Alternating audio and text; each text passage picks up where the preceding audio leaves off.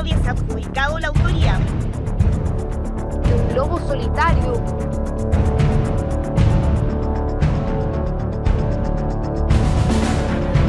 Llevó a las autoridades a decretar nivel de alerta terrorista nacional. La lealtad al autodenominado Estado Islámico.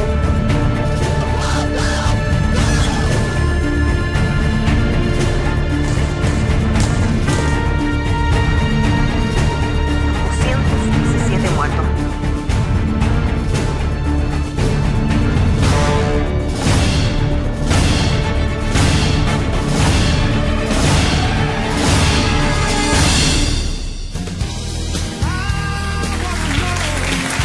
¿Cómo están? Buenas noches. Bienvenidos al Informante. Muchas gracias por su sintonía. Lo que es una pregunta podría ser también una afirmación. Se volvió loco el mundo. Historias que hemos conocido en las últimas semanas de ataques, coordinados algunos, otros que parecieran estar completamente aislados, pero que parecieran estar bajo un mismo paraguas. Japón, Alemania, Francia, Bélgica, mirado en el largo o en el corto plazo, ataques en Estados Unidos, disparos, enfrentamientos con la policía. ¿Qué está pasando y qué es lo que realmente podría ser interpretado desde el comportamiento de un terrorismo radical islámico por una parte, pero por otra también el comportamiento desquiciado de personas que, actuando a nombre propio, terminan siendo adjudicadas luego a un grupo en específico? ¿Qué le está pasando al mundo? Es de eso lo que queremos conversar. Primero, queremos presentarle la nota que nos ha preparado nuestro periodista Rodrigo Cid para entender cómo llegamos hasta aquí. Terror, muerte y destrucción. La guerra declarada en contra del Estado Islámico en Irak y Siria definitivamente se trasladó a Occidente, con mortíferos ataques en países como Francia, Bélgica, Turquía, Alemania y Estados Unidos. Pero no solo eso, varios atentados fueron cometidos por los llamados lobos solitarios, terroristas que actúan sin el apoyo directo de un grupo, célula, movimiento o ideología. ¿Se está volviendo loco el mundo? ¿Qué está pasando? Bueno, ayer le mandaba un mensaje a un amigo y decía que el mundo ha enloquecido un poco, porque esa es la lectura. Cuando uno lee todos estos comportamientos que a uno le parecen irracionales y que tienen este sentido anormal, patológico, hay algo que antes sí existía, por lo menos está encubierto y que hoy día está en la superficie. Lobos solitarios o grupos organizados. Pero más allá de la estrategia utilizada para atacar a la población, los analistas concuerdan en que el mundo cambió y que eso obviamente los terroristas lo saben. Incluso en el mundo del siglo XX, con sus grandes proyectos ideológicos contrapuestos y por lo tanto peligrosos en su contraposición, había mucho más certezas. Estaba mucho más claro lo que es blanco, lo que es negro, dónde estaba uno de un lado, de otro lado. Sí, y de repente todo se desmoronó, como que se produce una especie de pérdida del sentido.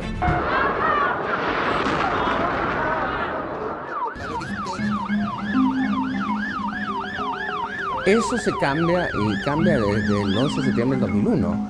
Es decir, que por primera vez la principal potencia mundial es amenazada no por un Estado, como había sido en la Guerra Fría y desde siempre. O sea, históricamente desde las generaciones de los Estados nacionales, los enfrentamientos y particularmente con las principales potencias del mundo eran entre Estados. Como no se trata de un Estado, la guerra contra el terrorismo representa un enorme desafío, porque el enemigo no tiene ubicación conocida y tampoco demandas que se puedan negociar. Hay una demanda existencial para estos grupos radicalizados. Es decir, esta demanda existencial es que su visión de la religión es que la única forma de que haya paz es que todos se conviertan al Islam. Y los que no se convierten al Islam son herejes y por lo tanto pueden ser asesinados. Hay quienes sostienen, como el caso del Papa, de que efectivamente estamos en una guerra que no solamente es asimétrica, sino que representa un desafío a todo el mundo, porque tú nunca sabes dónde se va a atacar ni por qué, sino que solamente se quiere generar terror y muerte asociado a determinados símbolos, sean políticos, sociales o religiosos. Hoy día lo vemos en Europa, lo vemos en Estados Unidos, pero América Latina u otras partes del mundo se preguntan ¿cuándo nos va a tocar a nosotros? Según especialistas, el fenómeno del lobo solitario responde a la fuerte propaganda desplegada por grupos radicales como Estado Islámico y que tiene un particular efecto en jóvenes con problemas psicológicos o afectivos. Y han construido una visión, ¿no es cierto?, del mundo que es amenazante, donde se han sentido rechazados, Y si además tienen este cuadro anímico, de pronto el mundo le dice, mira, lo que tú puedes hacer para resolver este problema contra todos estos que no te han aceptado, que tienen un mundo donde tú no eres parte, es toma un arma, ¿ya? Y mátalos. Caso aparte el de Estados Unidos. A la amenaza terrorista se suma el peligro que representan los tiroteos masivos. Reivindicados o no, cada tanto se reportan episodios donde tiradores irrumpen disparando en contra de inocentes. ¿Existe el peligro de que esto sea una suerte de patología contagiosa, que la gente empiece a actuar por imitación? Bueno, es provocadora la propuesta, pero a mí me gusta la metáfora de hablar de este tipo de violencia como una especie de virus. Hay unos virus que se llaman retrovirus. ¿Y saben qué son los retrovirus? Son virus que quedan guardados y que permanecen mucho tiempo dentro de las células y de pronto se activan. Yo creo que de alguna manera la metáfora es correcta, es decir, de que la violencia sí se contagia. ¿Qué tanto se contagia y qué tanto se extiende? ¿Por qué se está presentando ahora y no antes o de esta manera? Se lo vamos a preguntar a nuestros expertos. Aquí en el estudio vamos a ir a Europa también, vamos a ir a Estados Unidos en un momento más y les vamos a presentar unas gráficas para entender en simple una historia compleja. Están con nosotros Gilberto Aranda, académico del Instituto de Estudios Internacionales de la Universidad de Chile y la Universidad Arturo Prat. Muchas gracias por estar aquí, bienvenido, buenas noches. Buenas noches, muchas gracias. Florent Sacdú, analista internacional con posgrado en la Universidad de Toulouse. Muchas gracias, Florent, por estar aquí, bienvenido, buenas noches. Muchas gracias. Y Guido Larsson, analista internacional de la Universidad del Desarrollo. Guido, gracias por estar aquí, bienvenido. Gracias por la invitación. Gilberto, partamos con esta ola de ataques. Algo pareciera haber cambiado en el camino, que de repente se concentraron muchos ataques en estas últimas semanas, particularmente en Europa. ¿Cambió algo realmente? Sí. Hay un enjambre de atentados, lo podríamos describir así, ¿verdad? Y en este contexto hay que decir que a pesar de que toda la atención está puesta sobre Europa y que efectivamente hay una serie de eventos que apuntan a Europa, los mayores grados de violencia se dan en Medio Oriente. Y no hay que olvidar eso. Los atentados más importantes de ISIS son hoy día en Siria, ayer en Bangladesh, también en otros sectores de Arabia Saudí o de Irak. Es ahí donde se concentra la mayor cantidad de violencia y atentados de ISIS en el mundo. Lo que ocurre es que en Europa, además de las células durmientes, esta metáfora que decían de las células durmientes, las pasivas y las activas, hay muchos lobos solitarios que están escuchando muy atentos a los mensajes de ISIS o están viendo la web y a partir de eso deciden actuar de suyo propio, muchas veces personas con facultades mentales perturbadas y atacan. Pero la verdad... Algo se activa en ellos, que pueden estar muy distantes, viendo tele, navegando por internet y que de repente sienten alguna conexión y por lo tanto deciden actuar. Trabajan sobre gente excluida, gente que no se siente integrada al mundo europeo, a la sociedad receptora, muchas veces hijos o nietos de migrantes que no se sienten realmente integrados y que por lo tanto se contagian de esta violencia, como dice uno de los entrevistados en la nota. Ahora, déjame preguntar, Florent, si son todos estos ataques, que por ejemplo los que hemos visto en las últimas semanas, realmente atribuibles al autodenominado Estado Islámico, más allá de que ellos se lo estén adjudicando casi todos. ¿Son todos realmente atribuibles a ellos o en realidad se cuelgan de algunos a pesar de que no tengan mucho que ver? Bueno, hay que distinguir lo que está pasando en Estados Unidos, por ejemplo. Hay también atentado terrorista reivindicado por ISIS, lo vimos en California hace poco, pero también hay lo que llamamos tiroteo de masas, que es otro tipo de violencia, que no se puede calificar tanto como terrorismo. También tenemos en Alemania este nuevo fenómeno que vimos la semana pasada de mass murder, de tiroteo de masa, que es nuevo, pero que no tiene lazo con el Estado Islámico. En Francia, en cambio, lo que está pasando en Francia es más bien ligado con lo que está pasando con el Medio Oriente, con el tema del Estado Islámico, del ISIS. Por lo tanto, no necesariamente es correcto cuando se ponen todos en el mismo saco, incluso cuando ISIS trata de adjudicarse la gran mayoría de ellos.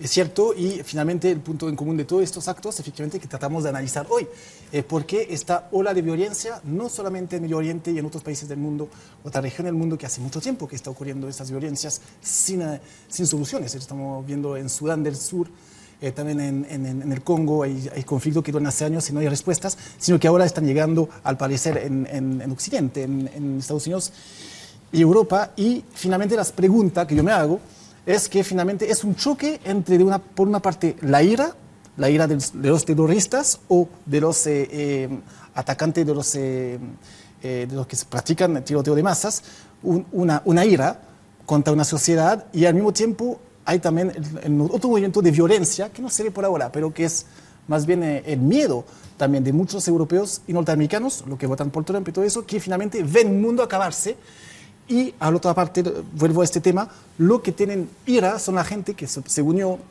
son lo que estoy leyendo, finalmente están en ira porque ellos nunca han entrado en este mundo que para otros se está acabando. Ah, perfecto. Ahora, ahí hay un punto interesante porque, déjame preguntarte de vuelta, Gilberto, si el autodenominado Estado Islámico, por lo menos como lo vimos hace algún tiempo, parecía planificar al detalle, al dedillo, cada uno de sus actos. ¿Cómo lo combina al mismo tiempo con el comportamiento de estos lobos solitarios en los que de repente algunos ataques les resultan muy bien, pero otros no necesariamente? Sí.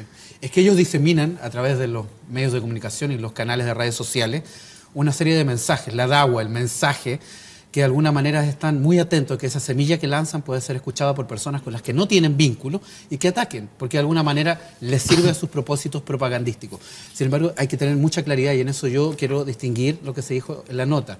Lo que intenta el Estado Islámico, el ISIS y los radicales islámicos en general, no es convertir a todo el mundo al Islam.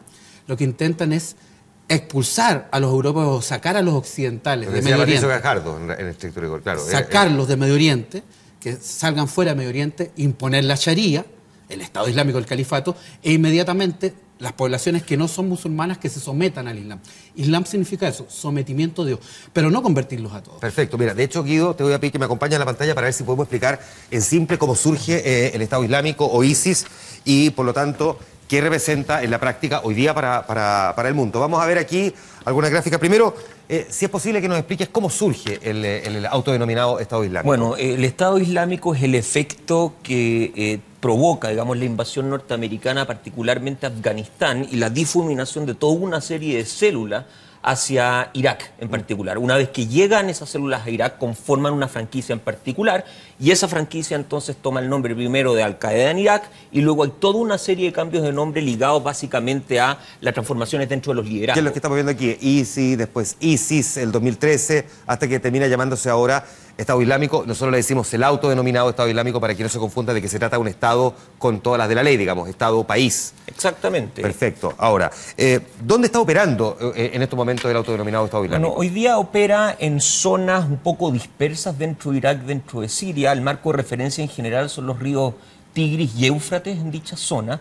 Han perdido algo de territorio obviamente este año, pero siguen teniendo amplias zonas de control, particularmente en el norte de Siria, donde se encuentra su centro de operaciones en Raqqa. Siguen teniendo también amplio control sobre Mosul, que es la primera ciudad de hecho que toman en Irak y desde donde se funda el Estado Islámico el 29 de junio del año 2014, y todavía, digamos, algo de control en las zonas adyacentes a Palmira. Entonces, todavía tenemos por parte del Estado Islámico una zona de control sustancial, a pesar de que obviamente esto ha ido en disminución. Y está, por esta parte, este es Turquía, ¿no? Turquía, el que está hacia arriba, que también ha tenido sus propios problemas en el último tiempo. No lo vamos a analizar esta vez, pero de todas maneras es un país que también ha generado su propio conflicto, entre otras cosas, con los kurdos, pero también tiene la realidad de que comparte frontera con dos países que están viviendo este conflicto. Ahora, explícanos cuando ellos dicen que tienen un objetivo de formar un califato. ¿Cuál es el objetivo real en el caso de ISIS o el autodenominado Estado Islámico? Bueno, como mencionó, de hecho, mi colega, el objetivo es tratar de generar una zona de control territorial geográfica que sea liderada por un califa, es decir, un seguidor del profeta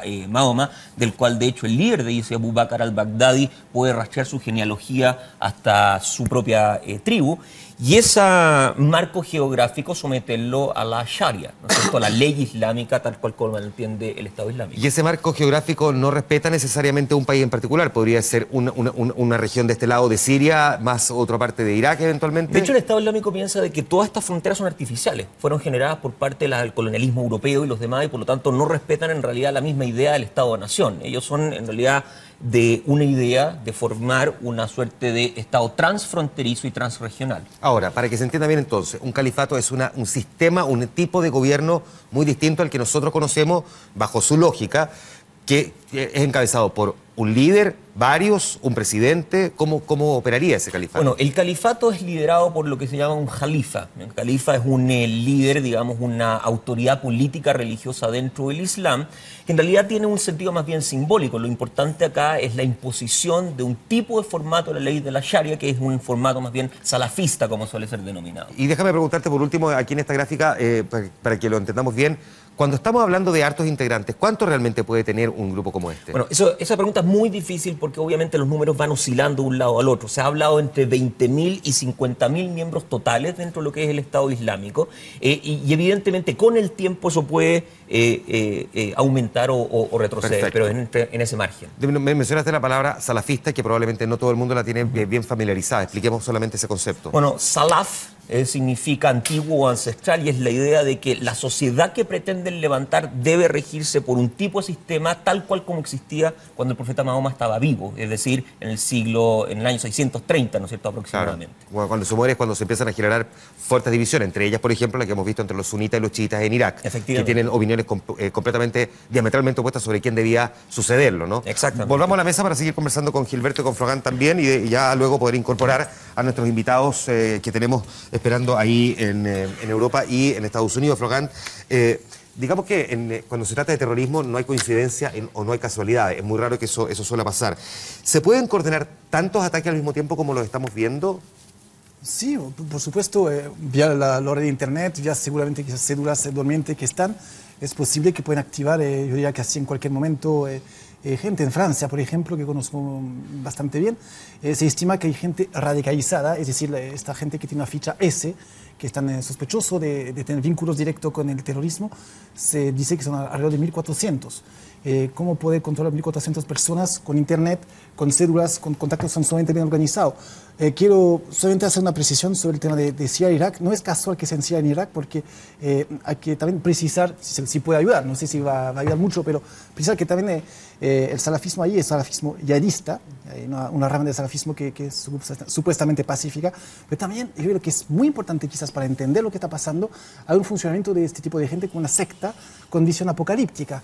Es muy interesante ver que dentro del mensaje de ISIS hay una visión apocalíptica, se está esperando el fin del mundo y la revista, porque lo estás diciendo, son sumamente bien organizados, tienen su revista, son expertos en imagen, en comunicaciones, tienen su revista que se llama Davik. Davik es una ciudad de Siria donde supuestamente, según ellos, no según necesariamente el Islam, sino según esta secta del Islam, o esta rama del Islam, mejor decir, habrá lugar el enfrentamiento final en la ciudad de Davik. El tema la batalla del bien y el mal. Siria, una ciudad cerca de Turquía, y se supone que si la coalición internacional ataque este punto, los combatientes serán feroces. A pesar que están concentrados entonces en Irak y en Siria fundamentalmente, Gilberto, sí, uno mira cómo hacia Europa han ido permeando. Primero Francia, luego Alemania en estos últimos días, en esta última semana. Ambos países que de alguna manera podría uno decir empiezan a experimentar ciertas grietas políticas. Ya vamos a hablar de eso más adelante, pero los ataques de alguna manera los remecen y muy fuertemente en sus cimientos más importantes, incluso países que se jactan de tener capacidades de inteligencia relevantes. Sin embargo, he estado leyendo durante estas últimas semanas que hay informes que dicen que los países que podrían seguir en el objetivo de desestabilizarlo son Italia y España. Sí. ¿Sería posible eso? Sí.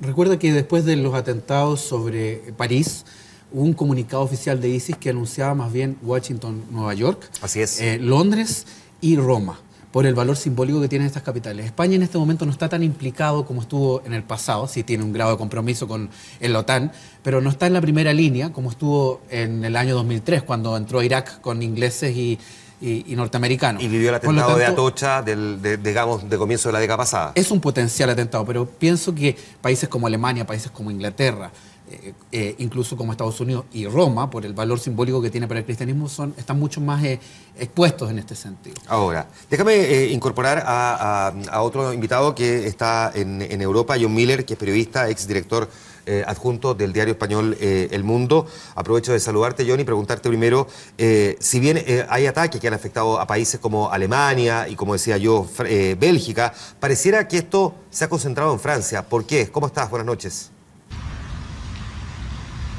¿Qué tal? Muy buenas noches.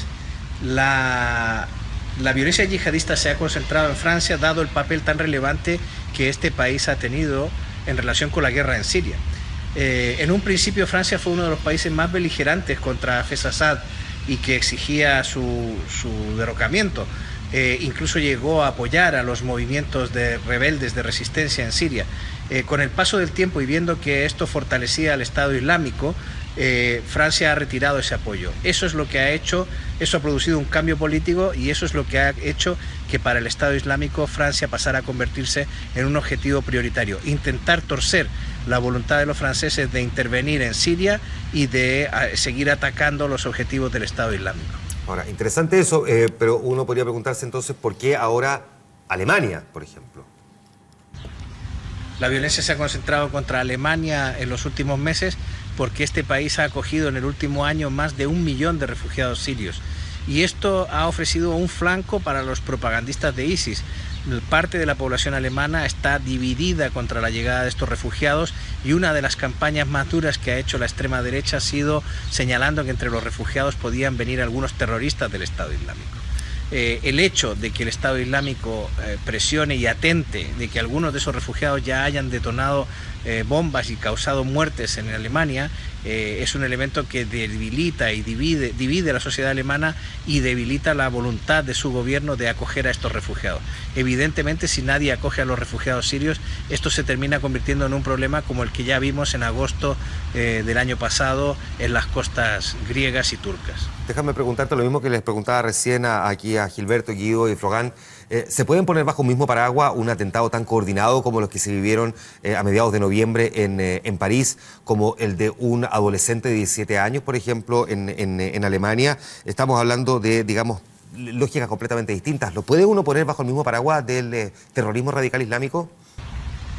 Rigurosamente no, porque se trata de motivaciones distintas, ¿no? El ataque en el centro comercial de Múnich es obra de un desquiciado, de un psicópata que no tiene nada que ver con el ataque posterior con bomba que un refugiado sirio protagonizó este fin de semana. Es verdad que no se pueden, con rigor, no se pueden asimilar, pero también es cierto que se está dando un fenómeno que el filósofo Bernard-Henri Lévy ha descrito en un artículo como la uberización de la violencia, y es este hecho de que por primera vez la transmisión instantánea a través de las redes sociales de los atentados y de las matanzas está provocando una especie de franquicia de la violencia a la que personas que están motivadas políticamente o religiosamente o que simplemente están desequilibradas y son psicópatas pero han tenido acceso a armas que en otras circunstancias no habrían tenido, empiecen a sumarse voluntariamente a esa efusión violenta que se está produciendo en el mundo, ¿no? Me da la impresión de que es la primera vez que experimentamos en la historia esta conjunción entre medios simples de provocar matanzas masivas y medios de comunicación que de manera instantánea provocan un impacto en las personas, en los ciudadanos. Vamos a volver a conversar contigo, John, en un momento más. Déjame preguntarte, Gilberto, a propósito de lo que decía recién John Miller. Claro, Alemania ha tenido ya su ataque, no todos necesariamente uno podría considerarlos que son equivalentes, pero es cierto que Alemania es uno de los países que más refugiados ha acogido, que son refugiados personas que salen a buscar refugio producto del accionar del Estado Islámico. ¿Uno podría considerar que Alemania ahora sí ha empezado a pagar el precio de haber recibido a esos refugiados? La verdad es que en muchos casos son personas que llevan generaciones, no solo refugiados inmediatos. En general, este mecanismo de personas que no se sienten integradas a la sociedad y que son de alguna manera permeables al mensaje de ISIS y de otros grupos radicales islámicos, si es que son migrantes, son de segunda y tercera generación. Y muchas veces europeos de antaño, que se sienten más bien excluidos, no identificados con los valores del mundo actual, de la globalización, del capitalismo, y que adhieren a esta ideología. Pero yo simplemente quisiera decirte que hay un salto que hay que experimentar entre lo que es ISIS en Irak y en Siria y lo que es Europa, que es un grupo de otras organizaciones que también han jurado lealtad al califato islámico y que están operando en otros lugares del mundo y que también despliegan violencia. Boko Haram en África, Abu Sayyaf en Filipinas, otros grupos en Cirenaica, en lo que es Libia, que han jurado lealtad al califato. El capital simbólico del califato islámico de ISIS es enorme. Su líder, Abu Bakr al-Baghdadi, toma el nombre del primer califa de la historia, del 632, Abu Bakr, el suegro de Mahoma. Todo es una organización plantada sobre el capital simbólico, sobre símbolos, para de alguna manera producir adhesiones y hacer esto que parecía tan lejano, revivir un estado anterior al Estado-Nación, pareciera que algo de eso hay. Con un cierto grado también, Flogán, de provocar una desestabilización que uno hubiese pensado en otras épocas era mucho más complejo. El presidente François Hollande vio como todo Francia se paró detrás de él en noviembre con los atentados que afectaron a París. después de los atentados en Niza, vimos que 9 de cada 10 franceses consideran que François Hollande no es el líder que necesitan para que los saque de esta situación. Es decir, se está generando ahí entonces, como yo decía más temprano, una grieta política que podría tener un costo importante. ¿Podría ser ese también un objetivo? Sí, porque la estrategia, ¿por qué también el Estado Islámico apunta a Francia? Seguramente por el papel que tiene en la guerra contra el Estado Islámico en Siria y Irak, pero también porque saben perfectamente, son muy organizados, hay una estrategia detrás, no hacen lo que dirigen el Estado Islámico, tienen una estrategia a medio plazo y largo plazo muy coherente. Ellos ven que dentro de toda Europa el Estado que tiene la mayoría de población de origen de confesión musulmana está en Francia. ¿Cuál es su propósito? Alrededor de 7%, 8% de la población de Francia. Eso, ¿qué te decir? Es difícil, perdón, es que sería bueno. Es de confesión musulmana, no significa que practican, también es otro tema. Déjame decir esto, que es muy importante. En Francia, además, legalmente no se puede hacer un censo sobre la religión. Las universidades lo han hecho. Francia tiene 66 millones de habitantes, se calcula que son 5 millones de musulmanes franceses. Pero lo que sí, estuve leyendo el otro día estadísticas también de la Universidad Francesa que dicen que si antes, no sé, a fines de los 80, era un 60% el que practicaba el ayuno en el Ramadán, hoy día estamos viendo cerca del 75%, es decir, de alguna manera se han ido volcando más hacia su propia religión. Sí, pero quiero volver al tema, de toda razón, pero a pesar de todo, la población musulmana de Francia no es practicante en su mayoría, está muy secularizada, está muy integrada, muy laica finalmente como la mayoría de los franceses. Es la paradoja también. Francia, dentro de todos los países de Europa, es el más ateo que hay. La tasa de participación de los católicos es muy baja. Entonces, no es eso, sino que la apuesta del Estado Islámico es decir, acá está la mayor población de confesión, de tradición musulmana. Entonces, tratamos de que ocurre una guerra civil en Francia, porque aquí está el flanco débil de Francia, porque está en Francia que está la mayor población en tamaño de musulmana. Entonces la apuesta también del Estado Islámico es fomentar la división de la sociedad francesa y, in fine, eso es su sueño, fomentar una guerra civil en Francia. Ya vamos a hablar además de cómo podría además incentivar el nacionalismo, perpetra un atentado el ataque en Niza es precisamente la ciudad donde porcentualmente hay más votos para los nacionalistas de ese país. Pero antes déjame volver a una cosa, Guido, que tú dijiste hace un momento, a propósito de esto, que su objetivo es formar el califato. Yo sé que la pregunta es un poco difícil de responder, pero vamos.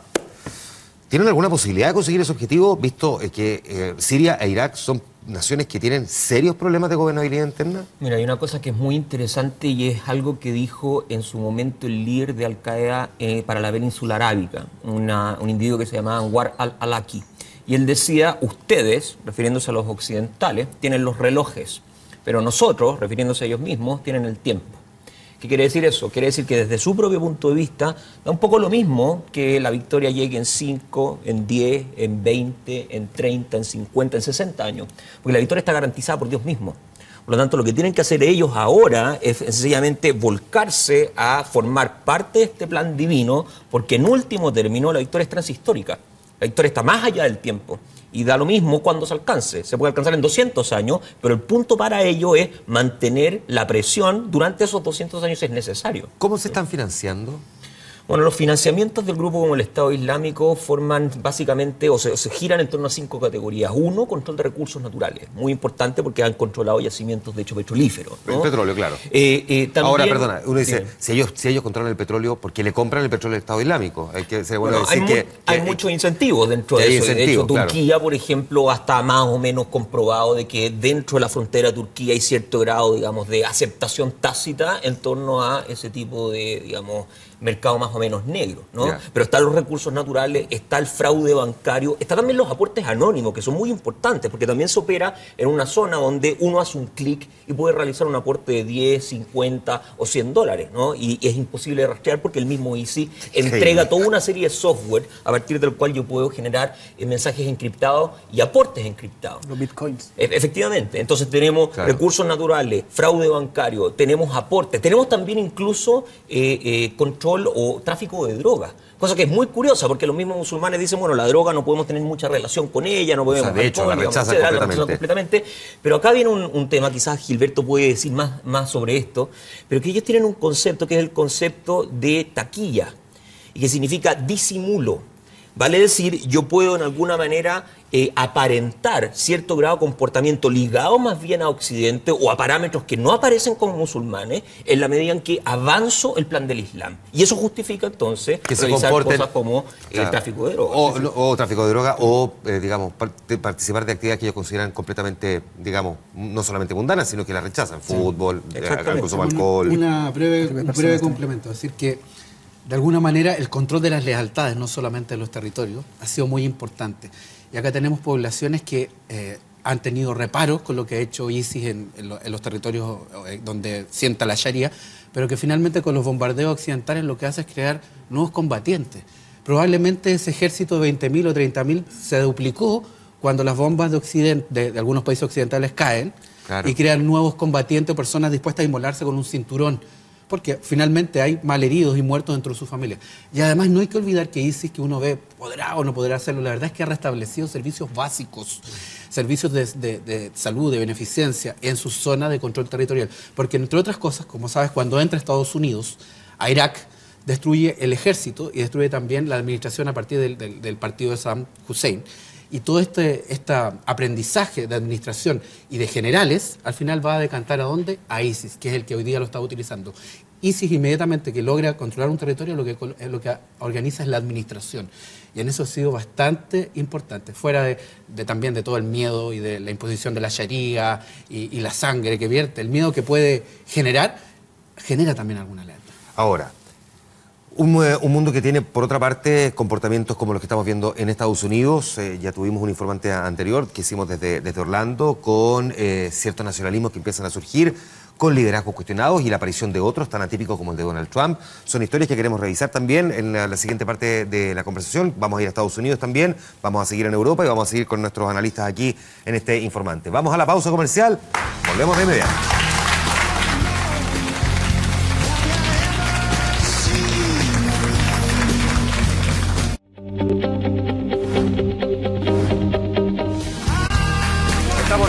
¿Qué le está pasando al mundo? La pregunta que estamos haciendo esta noche aquí en El Informante. El mundo a partir de los atentados radicales islámicos, pero un mundo que muestra también donde los nacionalismos empiezan a resurgir cuando se supone que íbamos en el camino contrario, el de la globalización, el de que no existieran fronteras. Cuando un país como el Reino Unido de la Gran Bretaña toma la determinación sorpresiva de abandonar la Unión Europea.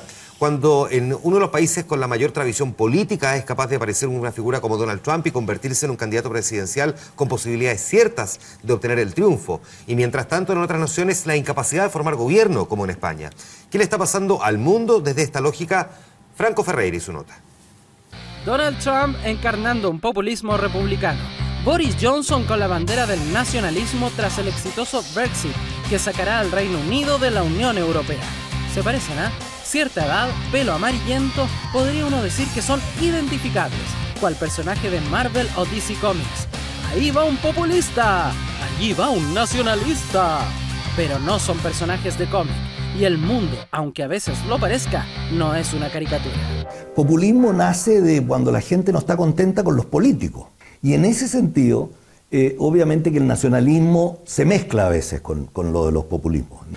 Allí, liderazgos que hasta hoy conocíamos van dando paso a otros que proponen otra mirada a los problemas. En Europa, con crisis económica desde 2008 y una oleada de refugiados que en una década acumula 60 millones de inmigrantes. Son partidos que se caracterizan en general por ese discurso anti-globalización. En el caso de la Unión Europea, anti-Unión Europea, le llamamos los euroescépticos, como ha pasado en el caso del Brexit. Y se les descubre con ideas de extrema derecha y xenófobos como primera o segunda fuerza política en Francia, Holanda, Dinamarca, Austria y un nutrido bloque de países de la Unión Europea en vías de expansión. Es el nacionalismo que ni siquiera pertenece a los partidos conservadores, sino a grupos que muchas veces caminan en el límite de lo que es el fascismo. Ahora tienden también a moderar un poco, como ha pasado, por ejemplo, en el caso francés. Han ido aprendiendo y moderando su discurso populista y xenófobo para captar otro tipo de votos. Fórmulas que también han servido a populismos no adscritos a la extrema derecha y cuya irrupción ha impedido en España, por ejemplo, la rápida elección de un nuevo presidente. Un discurso que sí se asemeja al resto de los partidos nacionalistas populistas porque es antiglobalización, antiélite. Para decirlo en las palabras de Podemos, el movimiento contestatario español, estamos contra la casta. Mismo discurso que se repite en Turquía con otros fines. Lo que ha pasado con el gobierno de Erdogan es que él ha tenido un discurso populista. Con una llamativa distancia entre la base atraída por ese populismo y la clase más educada que parece descubrir la verdad tras el gobierno de Erdogan. Y sabe que en estos años lo que ha habido silenciosamente es una vuelta al autoritarismo. Hoy día hay un sinnúmero de materias que entran y se incorporan al interés nacional que tienen que ver también con las personas, en lo que se llama un poco la empatía entre el poder y la sociedad, ¿no? ¿Y ahí es más fácil que el representante? Ahí es más fácil. Esto es Le Pen, los partidos de ultraderecha en Hungría, en Polonia y en Estados Unidos. Sin decir un discurso político muy hilvanado, muy coherente en relación con la economía, en relación con la cultura. Curiosamente, contradice casi todos los dogmas del Partido Republicano. Es contrario al libre comercio y los republicanos han sido siempre partidarios de la globalización y del libre comercio. Los republicanos han sido siempre más bien expansionistas. Trump quiere un muro en la frontera con México. La lírica de un mundo hiperconectado por las redes, en que el pueblo parece estar ávido de respuestas sencillas a problemas urgentes. Las personas exigen respuestas inmediatas porque tienen respuestas inmediatas, pero no es que sean las correctas. Todas las personas que valoramos la justicia, la igualdad, la libertad, creerán como yo que no es esto un buen momento.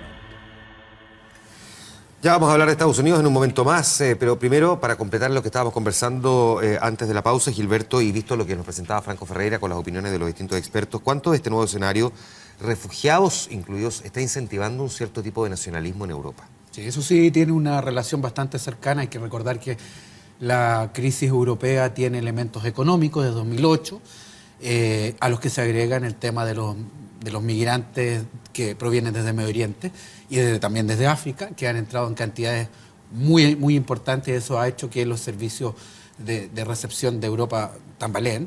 Y además la crisis que provoca el tema de la seguridad. Pues si es la crisis de la seguridad, todo esto se mezcla, hace un cóctel que de alguna manera es un caldo de cultivo para que un nacionalismo centrado empieza a nacer en distintos lugares de Europa. Ya, ahora, Francia y Holanda tienen movimientos nacionalistas que han quedado reflejados, digamos, y de alguna manera están pidiendo también referéndum como el que se efectuó en el Reino Unido de la Gran Bretaña para tomar determinaciones similares a la del famoso Brexit, salirse de la Unión Europea. ¿Tienen posibilidad de conseguir, al menos que los escuchen para hacer esos referéndum? ¿Tienen fuerza esos movimientos más nacionalistas? En Francia y... Por ejemplo, en Francia. Por supuesto que luego del Brexit el tema del nacionalismo iba a ser fuerte, además que está llegando ahora la campaña presidencial en Francia, y además con el tema también del terrorismo. Son dos temas finalmente benditos por todos los nacionalistas que finalmente van a decir a la gente, mira, el mundo tal como es, que finalmente la gran pregunta que tenemos que tener también hoy es el tema de la globalización. La globalización significa muchísimos cambios tecnológicos, social, cultural, económicos, donde a pesar de lo que se ve en la televisión, en la pantalla, hay muchos excluidos. Entonces también la globalización genera mucha exclusión, mucha ira, mucho miedo también. Y Europa tiene la particularidad de haber sido históricamente el continente que más ha beneficiado de la globalización. Nosotros vivimos una cierta prosperidad, en particular desde los 45 hasta los 75. La crisis económica en Europa en realidad dura hace 40 años y no hay respuestas. Desde el choque petróleo de 73 hay una crisis económica. Bueno, y todos estos factores hacen que, ¿qué pasa en Europa? Los europeos promedios ven que su mundo, salud gratis, pleno empleo, tranquilidad, seguridad, se está acabando a un nivel vertiginoso. Entonces, frente a esta complejidad del mundo, el ser humano, lamentablemente, somos todos igual, va a buscar soluciones simples. Y ahí entra el populismo. El populista es, en realidad, un sofista, no quiero ser filósofo, pero es un sofista, es decir, que pretende tener la verdad. Cuando un verdadero político, que tiene que ser filósofo, trata de buscar la verdad. Entonces, el populismo también tiene que ver, según yo, con un tema de seducción. El populismo también es seducir y no es necesariamente buscar la verdad o la correcta solución, sino que escuchar lo que quiere escuchar la mayoría de la población. O la gente que votaría por él, lo que me lleva entonces a preguntarte, Guido, por Donald Trump, que ha encontrado precisamente en episodios de esta naturaleza, digamos, tierra fértil para poder hacer campaña. La pregunta es si le alcanza para ganar. Bueno, si uno revisa las encuestas de esta semana, si la elección fuese hoy, Trump gana. Lo que evidentemente no solamente creo yo que me pone nervioso a mí, sino que al público y a todo el panel, porque, en fin, digamos, me parece que una cosa que puede ser... Déjame hacer un ejercicio. Sí, sí. Si usted estuviera en Estados Unidos, levante la mano quién votaría por Donald Trump. Nadie, quiero decir por si acaso. Es que seguro que hay algunos. Sí, Seguro que hay sí, algunos. a ver, no lo quieren decir. Seguro que hay algunos. Decir que van a votar. Es también la clave de este tipo de voto. Este es un voto que, entre comillas, vergonzoso. Y por eso que el voto es secreto. Pero ojo, digamos, o sea, yo complementaría una cosa de lo que dice Frank, y es que hay muchos republicanos muy orgullosos de mostrar que va a votar por Trump. Si uno ve la convención y uno los ve completamente desaforados viendo a este individuo como buscando resolver todos los problemas que tiene Estados Unidos, pero ocurre, y por eso quiero darles la palabra, digamos, después, pero ocurre en un contexto donde ya Estados Unidos está experimentando ciertas transformaciones similares a lo que ya comentaba mi colega. Ya, déjame preguntarle entonces a Cassandra Suet, que es académica del Instituto de Ciencia Política de la Universidad Católica, de hecho está en Estados Unidos, y a quien le agradecemos también que converse con nosotros. Hace un año nadie hubiese imaginado que un personaje como Donald Trump sería el candidato, más bien pensaban Jeb Bush, en fin, del Partido Republicano. ¿Qué pudo haber cambiado tanto en un año en el comportamiento del elector típico, Cassandra, del Partido Republicano, para que Donald Trump hoy día esté, digamos, arrasando de la manera en que lo hace tan abrumadoramente en ese elector? ¿Cómo estás? Muchas gracias por la invitación a participar en El Informante. Me encuentro actualmente en Estados Unidos. Es un lujo estar conectado con ustedes y ojalá la imagen sea de suficiente calidad. La gran pregunta con Donald Trump, quien hace un año nadie hubiese pensado que podría ser el candidato del Partido Republicano, es cómo él llegó a tener esa posición, y más sorprendente aún, cómo él consiguió conquistar en el Partido Republicano justo cuando había un enorme rechazo a su persona y a sus políticas concretas. Yo que he pasado los últimos 3 semanas acá en Estados Unidos, en un estado que se llama Michigan, en el norte de Estados Unidos, norte-centro de Estados Unidos, se considera crítico para las elecciones. Y algo que realmente me ha sorprendido, hablando con las personas como buena cientista política acá, haciendo encuestas no muy científicas, es el nivel en el cual las personas que aportan a Donald Trump identifican él como el cambio, como el gran cambio. De hecho, esas elecciones son exactamente, o mi sensación es que son exactamente el inverso que las elecciones anteriores. En las elecciones anteriores, el Partido Demócrata representaba el cambio. El mensaje de Obama fue claro, sí se puede, y que él representaba un gran cambio para Estados Unidos. Hoy en día, cuando uno habla con las personas quienes aportan a Donald Trump, el gran mensaje que yo he escuchado es que Washington necesita un cambio y que Donald Trump es ese personaje, un outsider, que no hace parte del grupo político y que podría cambiar el sistema, mientras Hillary Clinton, a los ojos de las personas que aportan a Donald Trump, hace parte del establishment, hace parte de las instituciones por su largo trayectoria en el Partido Demócrata y su más de 40 años trabajando en vida pública. Ahora, Donald Trump en su campaña ha prometido construir un muro para impedir, digamos, que los mexicanos crucen la frontera. Ha dicho que va a hacer un registro de musulmanes, que va a impedir el ingreso, además, de personas que provengan de los países donde está operando el autodenominado Estado Islámico. Ha dicho, entre otras cosas, que le va a subir fuertemente los aranceles a los chinos, porque los chinos les han copiado ideas, les han robado además puestos de trabajo. ¿Son ese tipo de medidas las que han provocado que Donald Trump esté obteniendo votos, o hay otras cosas que probablemente, a lo mejor desde aquí nosotros no estamos viendo, que han llevado a que Donald Trump definitivamente tenga este nivel de respaldo? ¿Son esas promesas de Donald Trump posibles a cumplir? Bueno, muchos estudios han indicado que, por ejemplo, estos mismos políticos que estamos conversando, el registro de musulmanes, sería una política que claramente rompe con la tradición de derecho en Estados Unidos, con los derechos constitucionales de libertad y antidiscriminatorio. El gran muro que él haya planteado construir entre México y Estados Unidos, también existe mucho análisis económica como política que indica que sería casi imposible económicamente construirlo adentro del tiempo que él haya indicado y que el impacto sería muy nefasta para crecimiento, no solo en la frontera de Estados Unidos, lo cual está muy conectado económicamente y culturalmente con México, pero en todas las otras partes de Estados Unidos. Acá donde se escucha un camión pasando, estoy en una zona de Estados Unidos donde cerezas son el producto mayor y una gran parte de esas cerezas están cosechadas por inmigrantes de México y de Centroamérica. Estas emigraciones o migraciones, mejor dicho, se siguen en las fechas en las cuales se necesitan trabajadores y los mismos representantes de la agricultura de Estados Unidos han señalado que una política tan restrictiva con México tendría impactos muy negativos para la agricultura de Estados Unidos. Y por último, el tema de aranceles con China es otro tema donde económicamente tenemos mucha evidencia de que políticas de proteccionismo no son eficaces, que son muy difíciles, ahí va pasando un auto, que esas mismas políticas de protección resultan en retribución por los países a los cuales se implementan restricciones. Entonces, un Estados Unidos un día levantando aranceles contra China no es una política muy práctica porque resultaría en China luego levantando sus aranceles contra Estados Unidos, las famosas guerras de comercio que históricamente hemos visto y que siempre terminan teniendo un impacto negativo en las economías. A ver si se nos sube un poquito la vereda. Mientras tanto, aprovechamos para que no la vayan a atropellar, ¿no? De preguntarle a John Miller en Europa.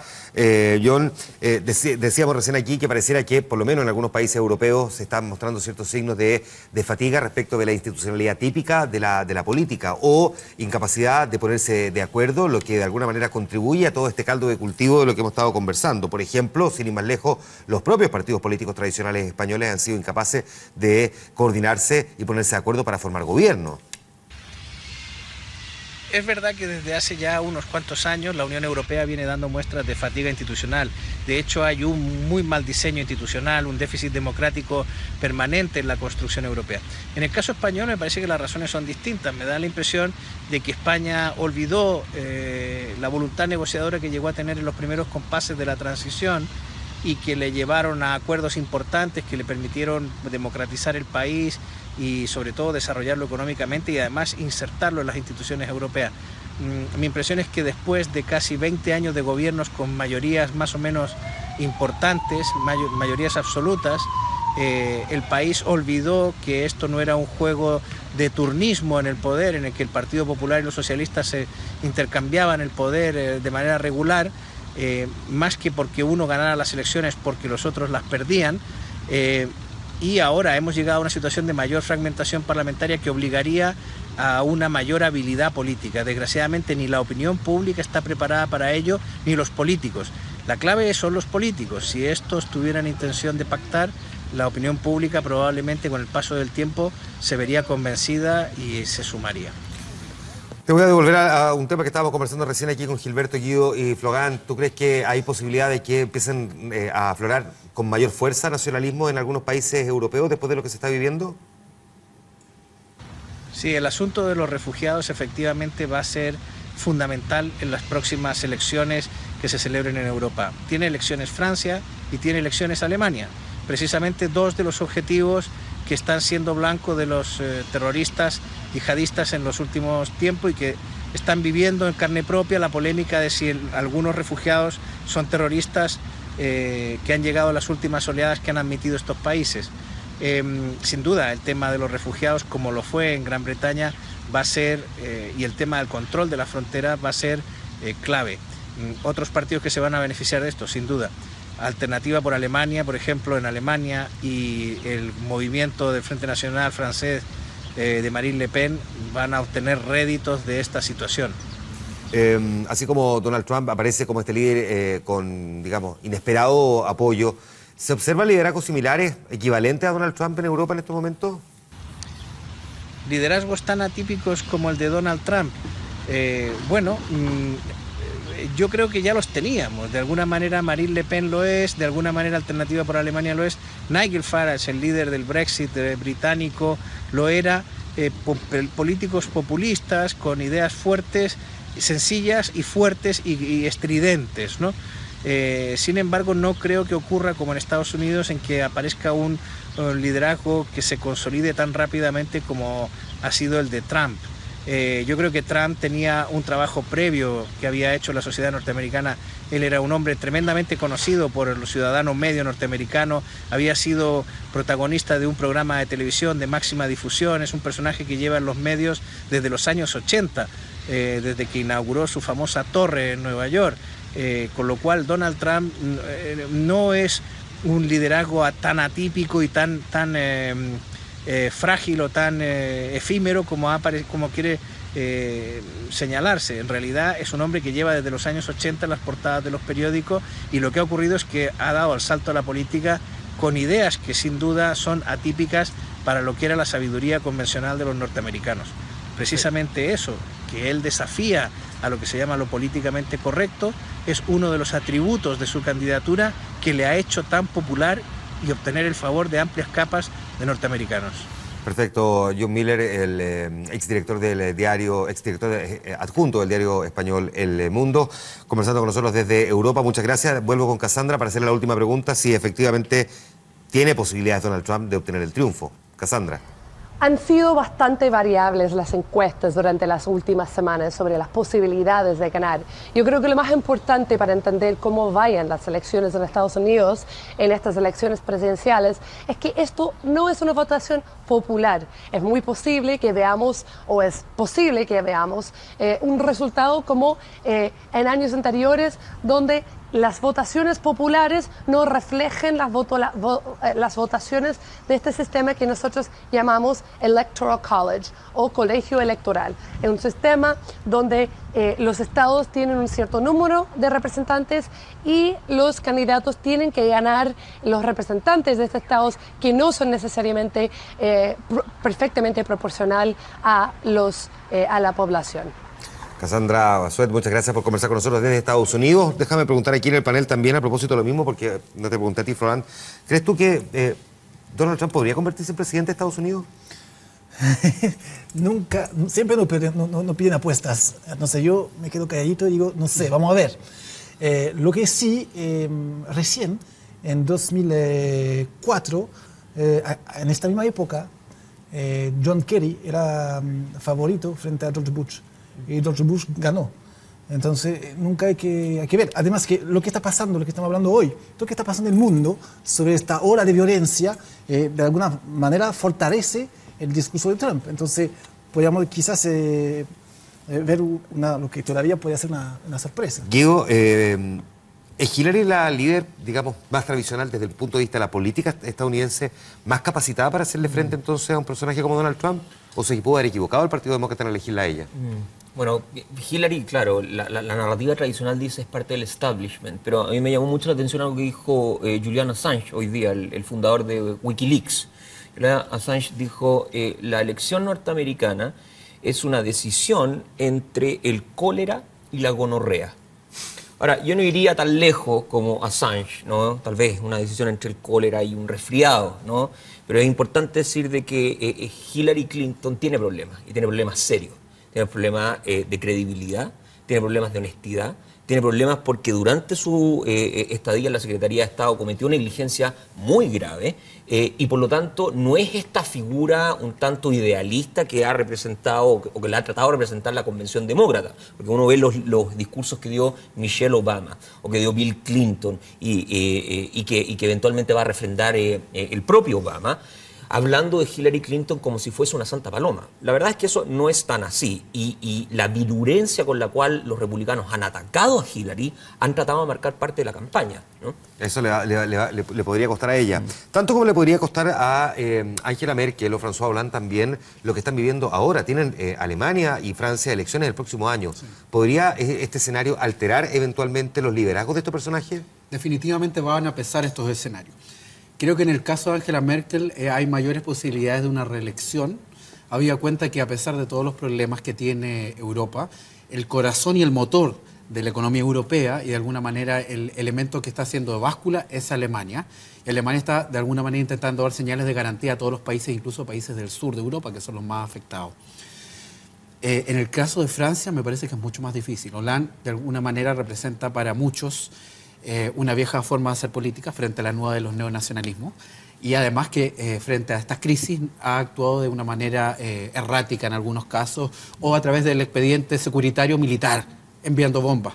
Y además viene un poco abollado además por la discusión sobre la reforma laboral, que digamos no le gustó para nada a los trabajadores. Sí. Yo creo que Hollande va a ser sumamente difícil. Marine Le Pen realmente está alzándose en la encuesta. No digo que ella va a ganar, ¿eh? Simplemente estoy diciendo que Hollande va a tener que hacer un muy buen trato incluso con otros sectores más allá del Partido Socialista para lograr su permanencia en el poder o el de su grupo. Perfecto. Vamos a ir a la pausa comercial, volvemos de inmediato aquí en El Informante. Espérenos.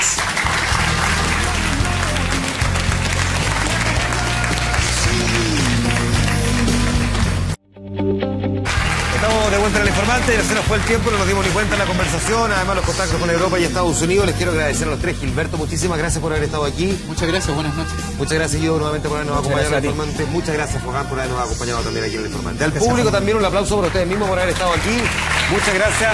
Yo tengo identificado a alguien que votaría por Donald Trump, lo estoy viendo aquí, pero ya, nosotros nos vamos. Nos juntamos mañana en vía pública, el fin de semana 24 horas central. Descansen, que estén muy bien, buenas noches.